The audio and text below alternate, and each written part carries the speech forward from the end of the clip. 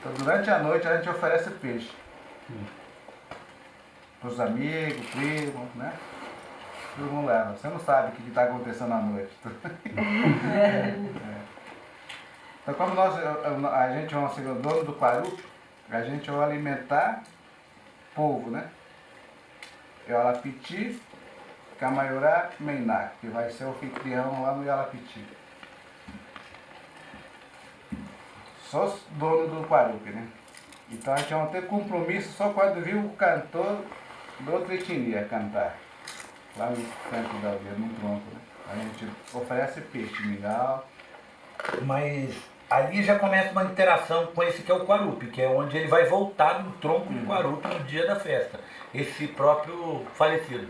Ele volta, o espírito, a alma, algo dele volta.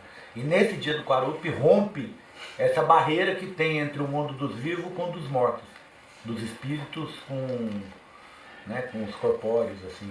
Esse dia eles fazem esse ritual que abre essa barreira. Então é um dia muita gente fica doida. Fica muito forte, né? Difícil, Forte. Esses daqui grita para espantar aquele energia ruim.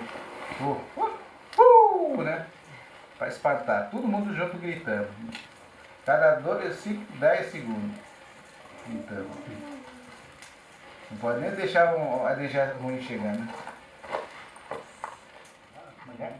Ele fala sério.